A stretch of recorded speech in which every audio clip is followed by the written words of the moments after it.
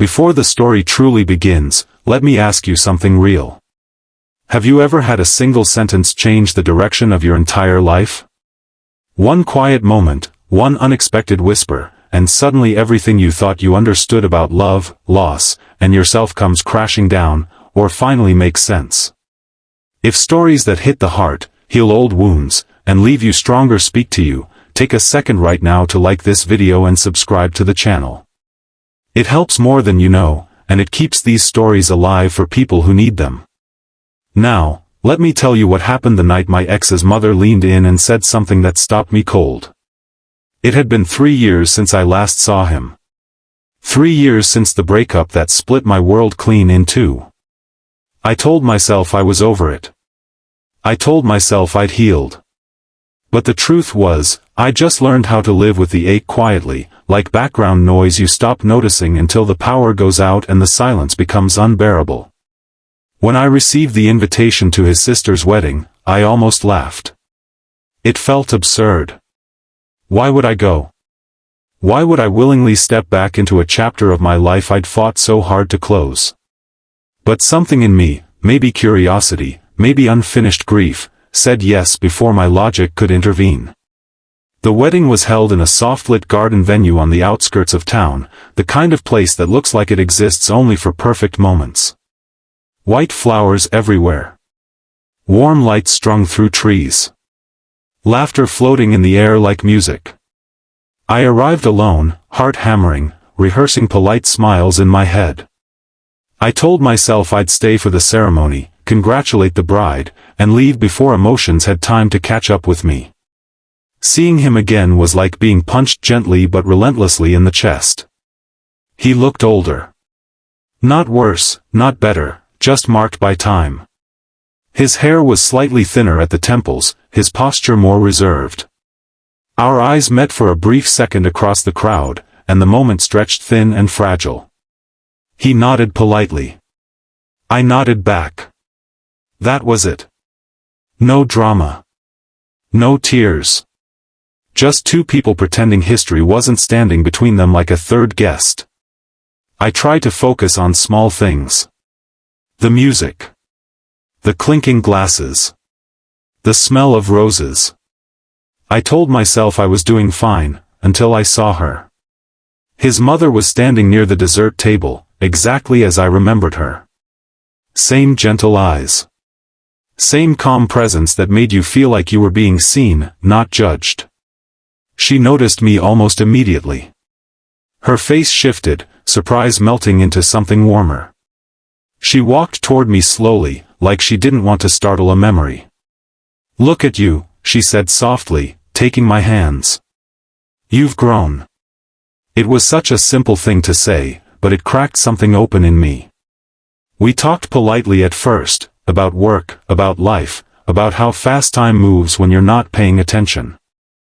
I felt myself relaxing, grateful for a familiar kindness in a room full of emotional landmines.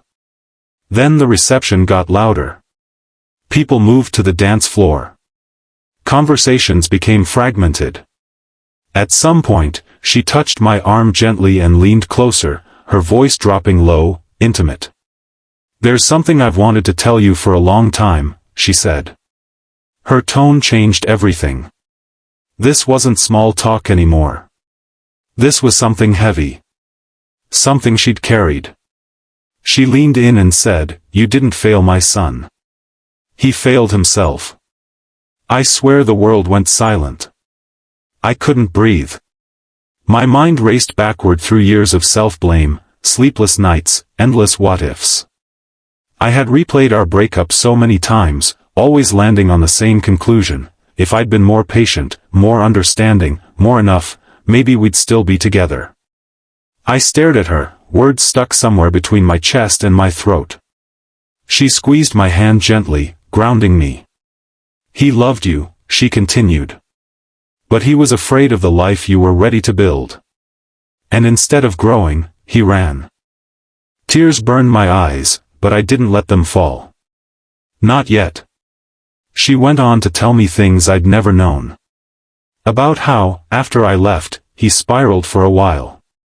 About how he admitted, too late, that he'd taken my steadiness for granted. That he'd mistaken comfort for boredom and depth for pressure. "He talks about you like a lesson," she said quietly. "A painful one. But an important one." I'd spent years thinking I was a mistake in his life. Hearing that I was a lesson, one that shaped him, changed something fundamental in me. I excused myself shortly after, walking outside into the cool night air. I finally let the tears come. Not the ugly, shattered ones I'd cried after the breakup, but slow, cleansing tears. The kind that feel like release. I realized something standing there alone under the lights. Closure doesn't always come from the person who hurt you. Sometimes it comes from unexpected mouths, at unexpected times, in words you didn't even know you needed. I left the wedding early, but not because I couldn't handle it. I left because I didn't need to prove anything anymore. I drove home with the windows down, letting the air carry something new through me, peace. In the weeks that followed, I noticed changes in myself.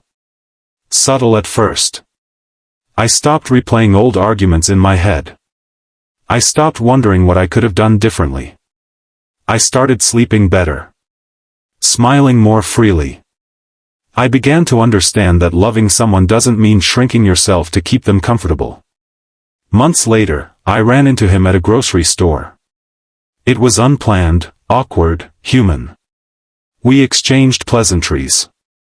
He hesitated, then said, "You seem good." "I am," I replied. And for the first time, it wasn't something I was trying to convince myself of. He nodded, like he already knew why.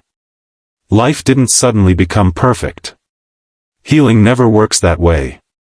But that single sentence, spoken quietly by someone who had watched our story from the sidelines, gave me permission to finally forgive myself. If you're listening to this and carrying the weight of a relationship that ended without answers, hear this: not every ending means you were the problem. Sometimes you were just braver. Sometimes you were just ready before they were. And sometimes, the truth you need arrives late, but right on time.